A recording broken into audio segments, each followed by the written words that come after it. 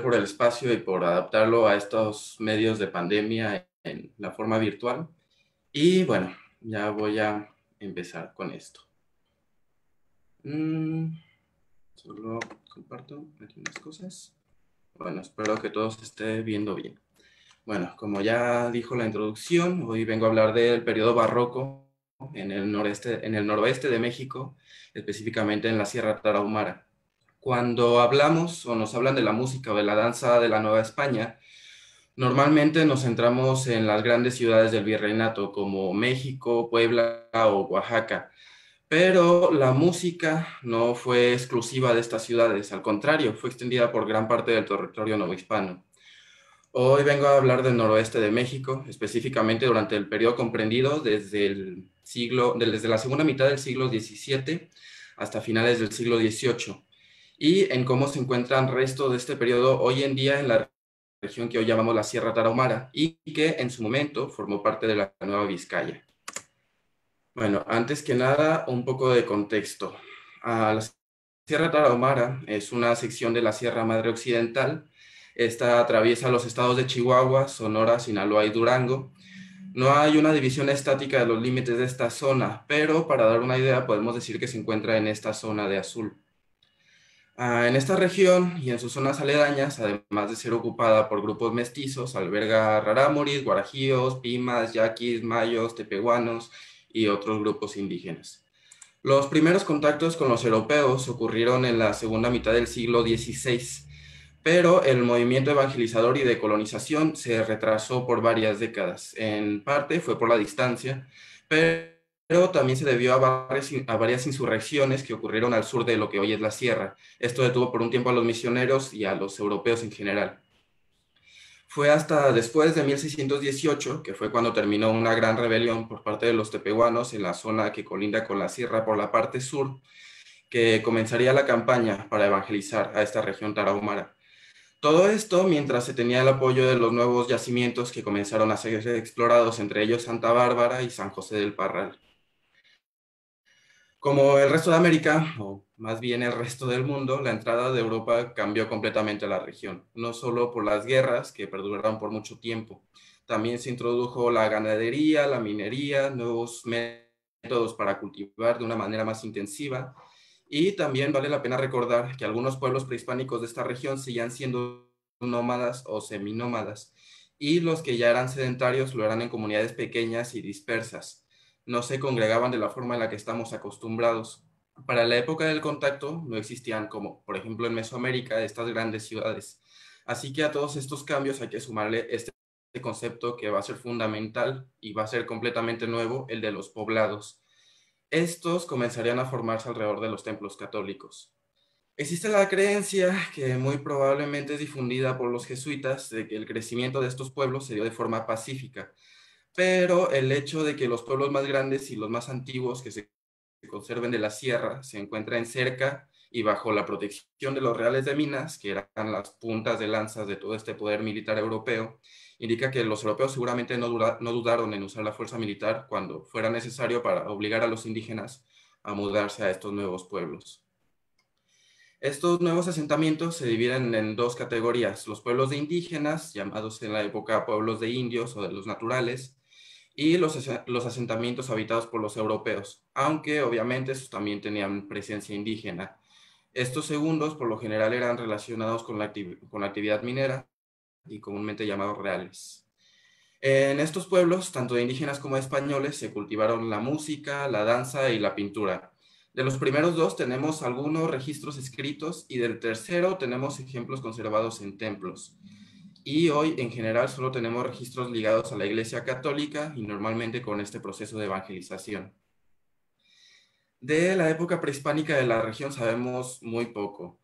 Los escritos de los misioneros dan muy pocos indicios de la vida de los nativos antes de su llegada, y lo poco que se llega a decir siempre está bajo este filtro de la mente del evangelizador. Lo poco que se menciona normalmente va a estar relacionado con el pecado que cometen los indígenas. Por esta razón no podemos hacer una reconstrucción del panorama prehispánico, pero cualquiera que fuese, hay varios elementos actuales que sin duda provienen de estas primeras épocas de contacto. Bueno, una vez que entró la nueva religión, surgió un cisma en la población indígena.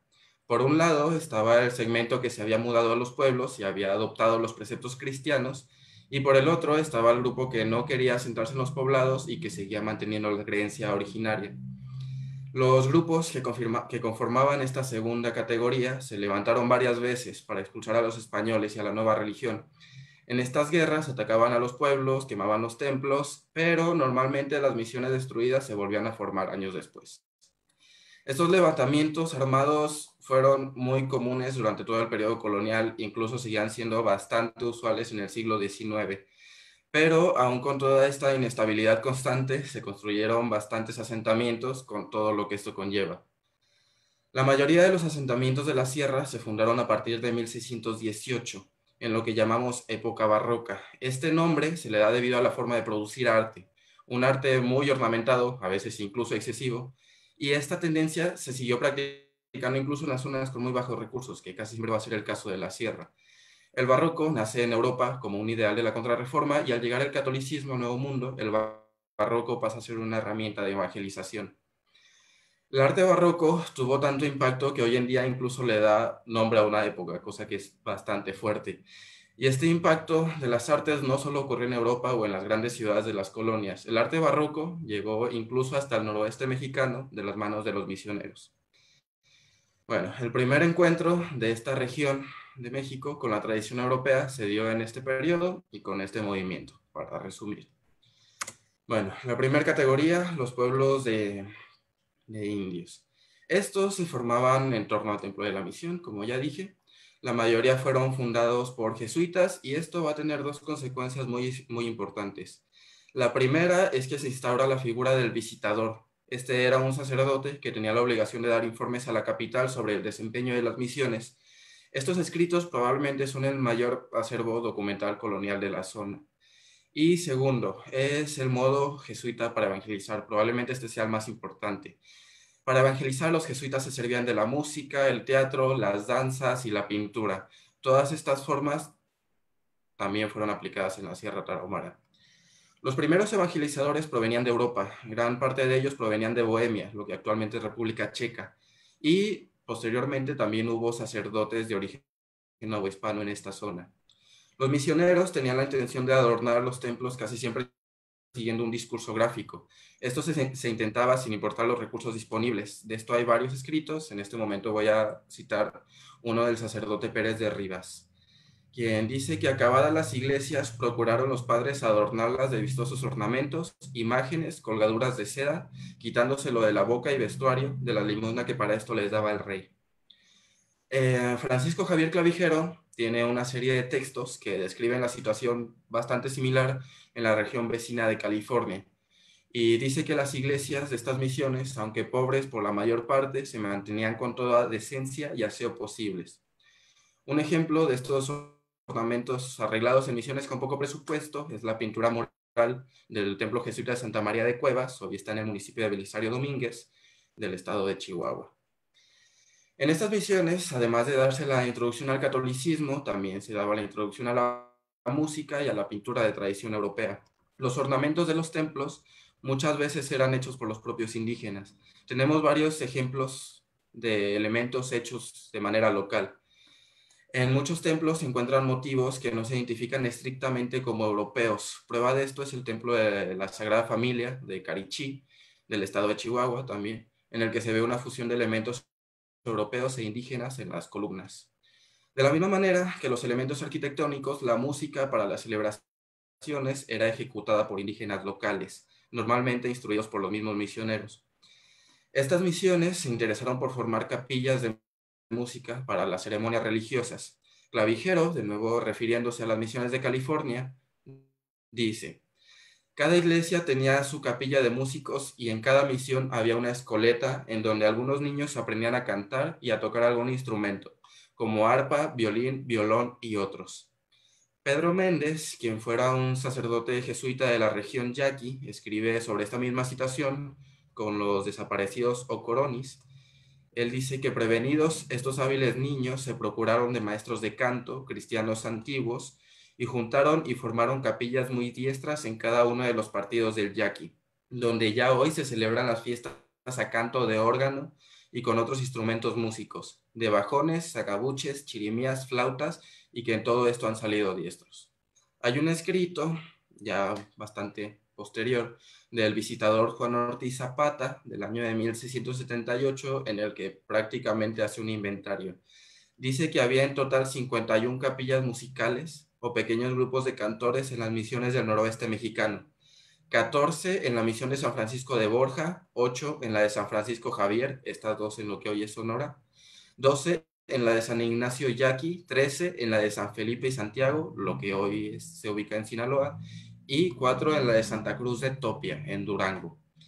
También dice que existían al menos 14 instrumentos musicales distintos. Menciona el clarín, la chirimía, arpa, guitarra, rabel, bajón, a este también se le puede llamar dulcián, chaveva, flauta, trompeta tenor, monocordio, lira, sacabuche y órgano.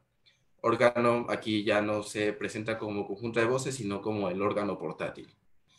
También dice que antiguamente, hacia 1667, los pequeños cantores de la misión de San Miguel de Bocas, lo que hoy es Durango, eran bastante célebres. De todo este listado, a excepción de la misión de San Ignacio, el resto se encuentra en zonas aledañas o bien ya en las faldas de la Sierra Tarahumara, pero todas están ubicadas al lado oeste de la sierra o bien al sur. Las misiones y las capillas musicales se multiplicaron con los años. Para 1715 tenemos otra referencia de una capilla musical, esta vez por parte del obispo Pedro Tapiz, refiriéndose a los cantores de la misión de Satebo. Posteriormente hay noticias sobre una capilla en Sisogichi a cargo del padre Neumann, quien también fue visitador un tiempo, y además este sacerdote escribió un libro llamado Historia de las rebeliones de la Sierra Tarahumara, y en este libro da razón de otra capilla en el templo de Carichí, el mismo de las columnas, y este dice que se procuraron, además de un rico mobiliario plateado y ornamentado artísticamente, jarrones y abundantes ornamentos sagrados, para hacer más solemnes las letanías de Nuestra Señora, cantadas todos los sábados, y para realzar la celebración de otros días de fiesta, se disponían normalmente de un órgano y de diferentes instrumentos de música. Aquí sí, entiéndase órgano como conjunto de voces. Estas últimas tres misiones y sus respectivas capillas ya se encontraban en el lado este de la sierra. Carichí incluso se encuentra ya en las faldas de este lado, por lo que podemos decir que para el siglo XVIII las capillas ya se extendían a todo el ancho de la región. En este mismo texto del padre Neumann, en el que da razón de las columnas de Carichí, también describe varias celebraciones de Semana Santa y de Corpus Christi. Incluso dice que las fiestas de esta comunidad llegaban a opacar a las celebraciones en poblados españoles, tanto en música como danza y en arreglos.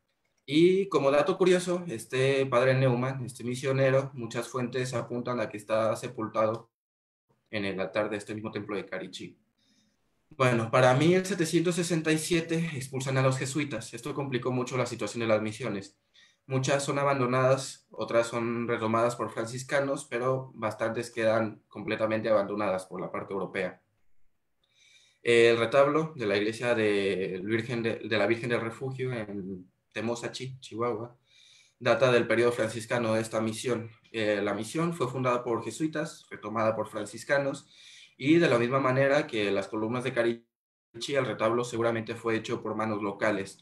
Y resulta curioso cómo se representan los escudos de 6 órdenes religiosas, franciscanos y dominicos en la parte de abajo, y agustinos, carmelitas, mercedarios y juaninos, me parece, en la parte del medio. Y todo esto mientras excluye completamente a los jesuitas. Bueno, a pesar del esfuerzo de los franciscanos, muchas zonas de la Tarahumara prácticamente quedaron abandonadas por los misioneros. Los indígenas retomaron los espacios y adaptaron muchos elementos cristianos. Muchos templos de la región mantienen altares y figuras religiosas arregladas por los mismos indígenas. El templo de Cusarare, la última imagen, prácticamente es un resumen de la evangelización de la Tarahumara. La misión fue fundada por jesuitas apenas una década antes de la expulsión, con algunas vocación cercana a la familia de Jesús. Posteriormente es retomada por un tiempo por los franciscanos, quienes cambian la vocación por los santos 5 señores de Cusarare. Y este templo, ya posteriormente, después de la ocupación franciscana, es apropiado por los Rarámuri. Esto se ve en varios factores. Uno de estos es obviamente la pintura con motivos abiertamente indígenas, que la versión actual que estamos viendo fue agregada en una época reciente.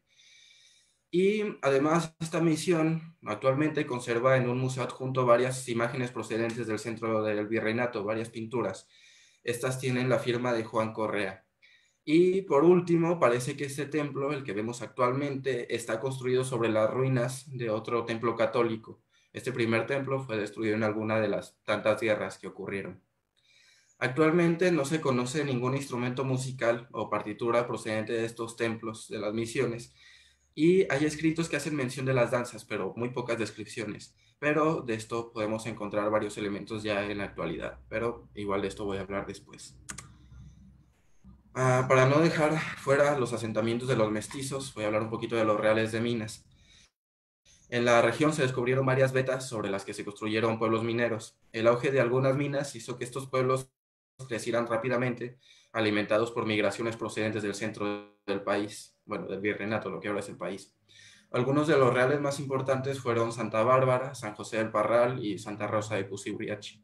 Los templos de estos lugares datan el auge minero de la época, y además marcan una tendencia. A diferencia de las misiones, estas iglesias eran adornadas con pinturas y retablos procedentes casi en su totalidad del centro del país.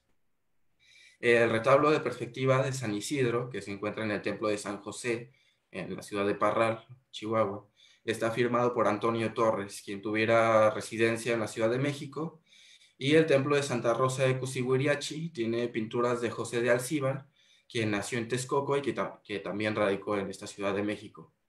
Esta tendencia por importar no fue la única durante toda la colonia. Ya para el siglo XVIII llega a Durango Felipe Ureña, quien trabaja por un tiempo en la catedral de esta misma ciudad de Durango, y su hijo, que también se llama Felipe, lo que puede complicar un poco esta investigación, se queda para terminar esta obra y también para hacer otros retablos. También para 1767, el mismo año de la expulsión de la orden, llegaron a Parral dos retablos procedentes de lo que hoy es Ciudad Chihuahua, seguramente manufacturados aquí mismo, y estos estaban destinados al colegio jesuita, que no se terminó de construir y hoy no se sabe con certeza qué fue de ellos. Un buen ejemplo de un retablo producido de manera local y que está bastante bien conservado es el retablo del Señor de Mapimí. En realidad, este no está en la sierra, está en una pequeña capilla de la Catedral de Chihuahua. Y bueno, este es un ejemplo que abiertamente es de construcción local. También están los retablos laterales del Templo de San José de Parral, que también indican a que fueron producidos lejos del centro del país, probablemente en Chihuahua o en Durango. Hay muy pocos registros, por no decir que ninguno, o por lo menos no de manera pública, de la música en estos lugares.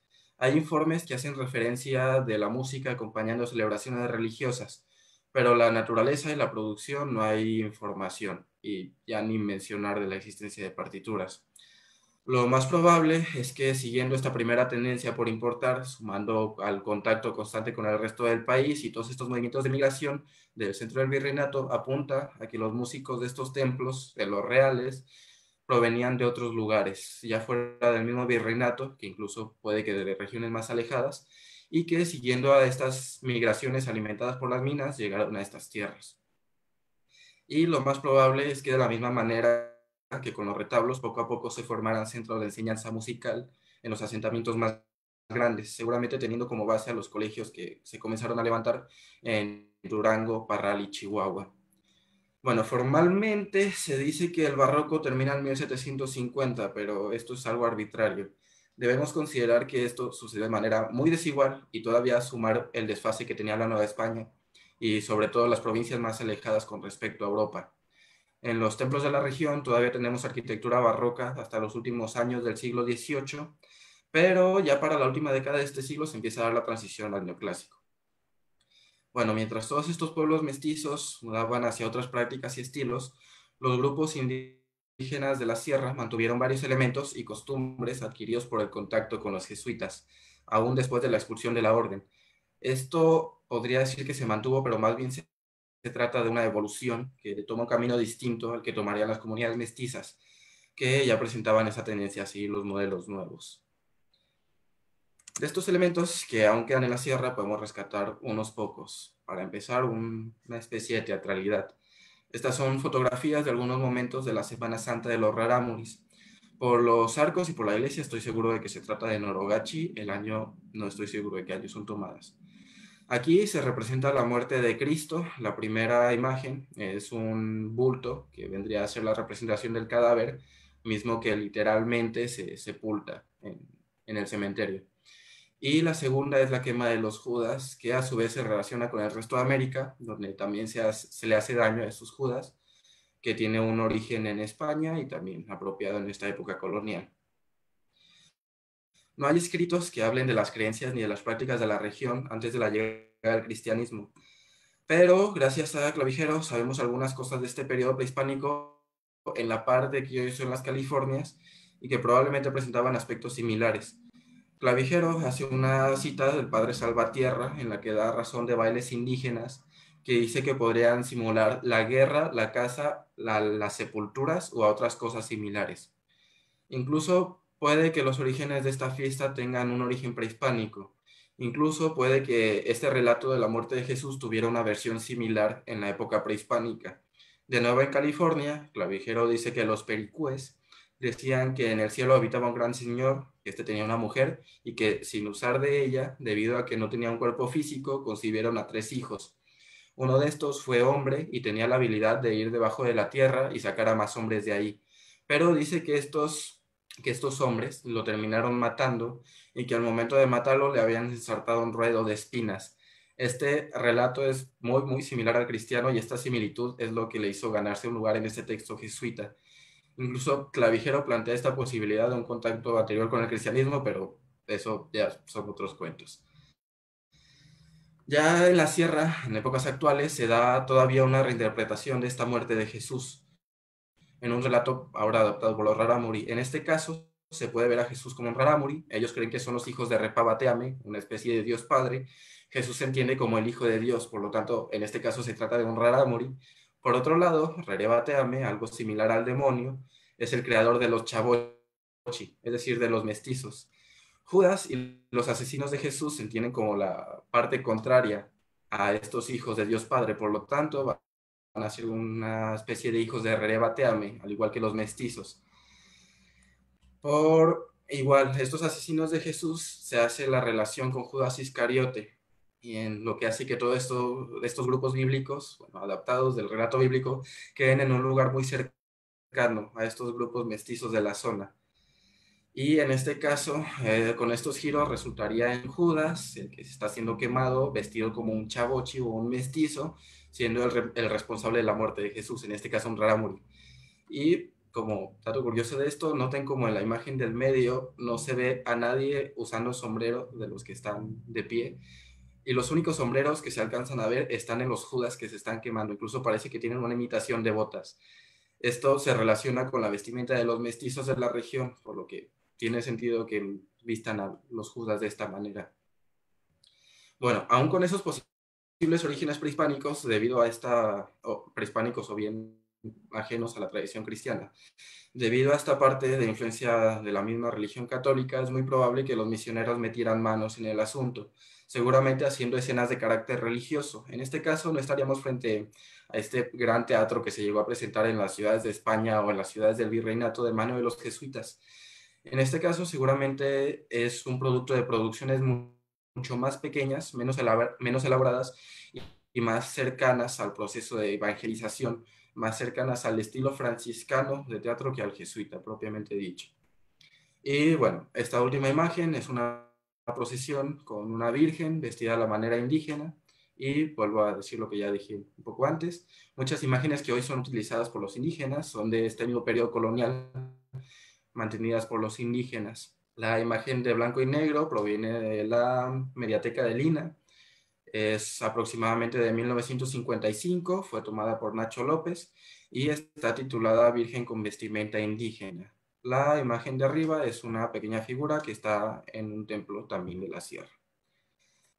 Bueno, la danza tiene muchas connotaciones y muchos estilos en esta región, pero no voy a entrar en eso. Solo quiero rescatar la danza de los matachines y contrastarla con la de los pintos y fariseos.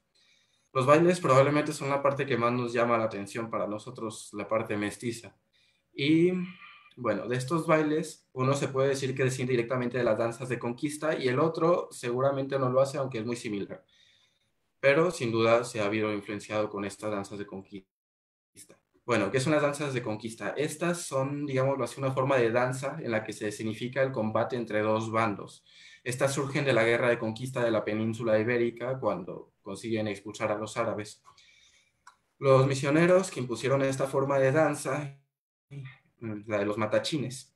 La primera hilera de fotografías son imágenes de matachines en distintos lugares del noroeste. Las primeras tres son variantes rarámuris y la tercera es de matachines yaquis, me parece. Bueno, estas danzas tienen origen en las danzas de matachines españolas, que después serían implantadas en el centro de la Nueva España, seguramente mezclándose en el proceso con las danzas originarias y posteriormente en las provincias. Los misioneros que llegaron a la sierra, que provenían de Europa, normalmente pasaban un tiempo en España antes de embarcarse y después se quedaban también un tiempo en el centro del virreinato. Y el resto de misioneros provenían del centro de México, así que estaban familiarizados con estos bailes de matachines, ya sean de novohispanos o de ambos lados del Atlántico. Al llegar a la sierra, establecen estos bailes y aún hoy podemos ver marcas de esto en el vestuario. Podemos ver coronas, objetos para reflejar la luz, listones, capas, y que a la vez se parecen mucho a los que todavía se usan en otras partes de lo que hoy es México. Además, la música de estas danzas también proviene de este periodo de contacto. En esta se usa violín y guitarra, además de percusiones pequeñas como sonajas o tenábares. Y en esto también se relaciona con otras danzas de conquista y danzas de origen colonial del centro de México. En el centro de México, al darse la evangelización, se mantuvieron algunos bailes de origen prehispánico, pero con instrumentos traídos de los europeos. Los evangelizadores franciscanos trataron de suprimir la práctica de algunos instrumentos de percusión prehispánica y los reemplazaron con el violín, la guitarra o el recién creado charango. El baile de matachines, tanto yaquis como raramuris y también los mayos, se basan en una organización de dos filas. Esto vendría a ser la representación de los dos bandos, lo que también se puede hacer el símil con muchas danzas en toda América. Bueno, para que esto se lleve a cabo, se da una organización de cofradías, seguramente también producto de esta época colonial. La danza de los fariseos es muy similar. Incluso a veces se puede decir que ya está funcionada con la de los matachines, aunque se puede dar en momentos diferentes. Estas danzas también tienen una división en dos bandos. Esta división muy clara seguramente es lo que le ha hecho que normalmente se diga que esta danza de pintos y fariseos es una variante de danzas de conquista, pero lo más probable es que su origen sea independiente de estas danzas de conquista. La música para esta danza no utiliza instrumentos de origen europeo, solo tambores, flautas y tenábares. Esto puede que se diera lugar en las misiones debido al carácter permisivo de los jesuitas comparado con el de los franciscanos, aunque aún con la presencia de esta percusión, la falta de instrumentos de cuerda indica que el origen de esta danza no se sitúa en la época colonial. De nuevo hago la comparación con la danza de los matachines, danza que sí fue impuesta, que sí presenta instrumentos de cuerda, que además no tiene estos grandes tambores y no va a tener otras variantes de instrumentos de percusión como la zona, a excepción de las sonajas y de los tenabares. La vestimenta de estas danzas de pintos y fariseos también tiene muchas variaciones, pero en general indica que el origen está más cercano a la época prehispánica que a la colonial. Y bueno, de nuevo, hago el hincapié, esto seguramente quiere decir que la danza no proviene de las variaciones de las danzas de conquista, más bien tendría un origen prehispánico y que en la colonia se adaptó al contexto católico de la Semana Santa, que es cuando actualmente se baila. Aunque el relato que nutre esta danza es el mismo de los rarámuri, que en oposición al chabochi, en el contexto de la muerte de Jesús. En algunas variantes, la danza termina después de una representación de peleas cuerpo a cuerpo entre uno y otro bando, y en las que al final son derribados los hijos del demonio. Bueno, en el caso de los mayos ocurre algo muy similar. También resaltan los instrumentos de percusión y brillan por su ausencia las cuerdas. Los fariseos en este caso usan máscaras. El sábado santo, los danzantes que están vestidos con su indumentaria y sus máscaras se les impone un rosario y después de esto se quitan las máscaras, las juntan y les prenden fuego. Igual tenemos esta representación de los dos bandos bastante clara, y el bando de los fariseos en este caso no es vencido como en el caso Raramuri, sino que es una especie de conversión, y también tenemos la quema de los objetos relacionados con ellos. Bueno, la música. De todos los instrumentos que mencionan los escritos coloniales, podemos decir que desaparecieron todos menos tres: el violín, la guitarra y el arpa. De los tres, el arpa es el menos común. Son pocos los grupos que la siguen utilizando y es bastante difícil encontrar archivos de audio de esta. Esta primera imagen es un arpa guarijía que se encuentra en el Museo Casa Chihuahua, en Ciudad Chihuahua, y normalmente va a aparecer junto con guitarras o violines, pero también parece que puede aparecer como instrumento solista. Bueno, la guitarra, la verdad no hay mucho que decir, es muy popular en indígenas y también en los mestizos, y prácticamente si va a haber música en esta región va a haber por lo menos una guitarra. Bueno, y el violín, aquí voy a ir por partes. Bueno, es uno de los instrumentos más representativos de los rarámuri, tanto por su uso, por la música que ellos hacen y por la cantidad bastante considerable de violines que se hacen de manera artesanal en la sierra. Y es en ese instrumento donde aún encontramos pruebas vivas de esta época barroca. En los escritos coloniales, el violín no aparece hasta inicios del siglo XVIII, pero antes de eso aparece mencionado el rabel. También se le puede llamar rebec o rabeba. La verdad es que tiene muchos nombres y muchas formas y variantes, pero no voy a entrar en eso. En los escritos coloniales aparece como rabel, y la lengua mayo y también la rarámuri actualmente confirman el uso de ese nombre, pero también de eso voy a hablar un poquito después. Para quien no lo ubique, hay una imagen en la primera sección A, justo debajo de la letra, y este instrumento ya estaba presente en la península ibérica desde el siglo XIII, y su antecesor, el rabé, parece que ya estaba presente en el al-Andalus en el siglo X. Esta ilustración, que está abajo del dibujo del Ravel, pertenece a las famosas cantigas de Santa María, y la escultura que está enseguida pertenece a la Catedral de León, León, España, por si las dudas, y ambas provienen de este mismo siglo XIII. Al parecer, el Ravel ganó popularidad en lo que después sería España. Incluso sobrevive en música tradicional española actualmente. Hay dos formas de tocarlo. Una es como aparece en la primera ilustración, que es apoyado de manera vertical, y, y, perdón, y la segunda es como aparece en la Catedral de León, que se podría decir que es una manera más europea, solo que la ilustración puede ser algo confuso. En lugar de estar de cabeza, imaginen que se toca sobre el brazo. Bueno, ese instrumento tiene varias menciones en las capillas de la Tarahumara y sin duda dejó marcas.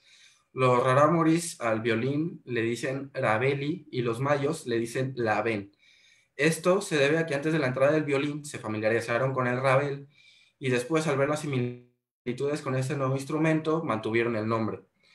La imagen del instrumento de madera que está enseguida del dibujo del rabel corresponde a un violín tarahumara que está en el Museo de Milwaukee, del otro lado del río, y probablemente es uno de los violines tarahumaras más antiguos que se conservan. Todavía podemos ver esta forma de pera, que seguramente todavía es herencia de este rabel, cuya forma pues, va a ser bastante característica. También puede que la ornamentación de la voluta que presentan algunos instrumentos rarámuri sugiera como un intento de imitar a los instrumentos de cuerda más cercanos a Europa. Aquí en la sección B, justo debajo de la letra, está un detalle de ese mismo violín de Milwaukee, comparado con un detalle de una ilustración de un rabel del siglo XVIII. Bueno, el violín está en Milwaukee, pero está en la exposición Tarahumara, para aclarar esa parte. Esa tendencia por tallar figuras va a ser bastante popular en los instrumentos barrocos, y hoy en día todavía la podemos encontrar en violines artesanales de la parte tarahumara, tanto con cabezas humanas como también a veces de animales. Bueno, por otra parte, en la sección C tenemos los arcos. Los arcos hechos por los rarámuri a veces siguen presentando esta curvatura hacia afuera. Otros ya no la tienen y la verdad es que no hay mucha uniformidad en esto. También hay una característica que sí es bastante común, que es el remate afilado en la punta, que se asemeja mucho al arco del siglo XVIII y que ya va a contrastar con el arco moderno. La imagen que está justo debajo de la letra C proviene del Twitter del Museo Nacional de los Pueblos Indígenas, también presenta un violín tarahumara, y también se puede ver una estilización de la voluta con una cabeza con sombrero. La imagen que sigue es un detalle de la foto de la sección D, que, bueno, estas dos todavía presentan estas puntas afiladas. Bueno, enseguida, bajo la letra D, hay una comparación entre una fotografía de 1885, que la saqué de la Mediateca de Lina, y una comparación con una pintura de 1640 de un violín barroco procedente de Europa. El violín barroco solía apoyarse sobre el pecho, a veces incluso en la cadera, realmente no había un estándar, y esto no empezó a cambiar hasta 1740, en la que se empezó a implantar esta forma que se usa, la forma que se usa actualmente, que es apoyado en la clavícula. Bueno, vuelvo a la parte C. El violín del Twitter del Museo de los Pueblos Indígenas es de una época reciente y el detalle de la imagen de enseguida proviene de 1885, así que esto se ha mantenido a lo largo de bastantes años. Bueno, volviendo a la postura del violín, este cambio de 1740 seguramente tardó en popularizarse y en expandirse a toda Europa. Y a esto hay que sumarle el desfase que presentaban las colonias. Seguramente este cambio se popularizó en Nueva España después de la expulsión de los jesuitas de 1767, por lo que los indígenas, al no estar tan conectados con estas tendencias procedentes de Europa, mantuvieron la versión anterior. Y de esto hay mucha evidencia en fotografías, incluso muchos músicos rarámuri siguen tocando de esta manera. Bueno, los rarámuri han estado en contacto constante con las poblaciones mestizas en los últimos años. Esto se refleja en los violines actuales y en los violinistas. Muchos usan violines modernos y algunos pocos siguen usando instrumentos artesanales, aunque estos ya pueden variar mucho en forma. Juan, el que está bajo la letra E, si hay gente de Chihuahua escuchando, a lo mejor lo ubican, a veces está tocando la liber, toca con un violín moderno, lo apoya sobre el pecho para tocar, usa un arco artesanal que sí está un poco arqueado hacia afuera y que también va a presentar esta punta afilada, que no va procedente de estos violines barrocos. Erasmo Palma, el que está enseguida, vestido de blanco, también usaba un violín moderno, en este caso con el respectivo arco moderno, y ya lo apoyaba sobre la clavícula. El de abajo, el que está vestido de azul, tiene un violín y un arco moderno, pero la forma de sujetar el violín, no sé, a mis ojos parece que todavía está más cerca del rabel que del violín barroco, así que lo dejo a la imaginación. Bueno, la fotografía de Erasmo Palma muestra el contacto con la música de la parte mestiza y con esta forma de tocar que no es muy propia de los rarámuri. Las otras tres imágenes y muchísimos casos más sugieren que la conservación de ese instrumento y su uso se dio de manera aislada en varias comunidades, por lo que cada uno de estos vendría de pequeñas tradiciones o escuelas que tendrían como tronco común esta música en el periodo colonial. Esto en la forma de tocar y seguramente también en la forma de construir instrumentos, donde también puede haber muchas variaciones. Bueno, entrando a la música por sí, tiene muchas variaciones y faltan muchos estudios sobre esto. Y ya no hablemos de estudios, para empezar falta archivos de audio y de biblioteca para tenerlos a la mano, pero por el momento puedo dar varias características comunes.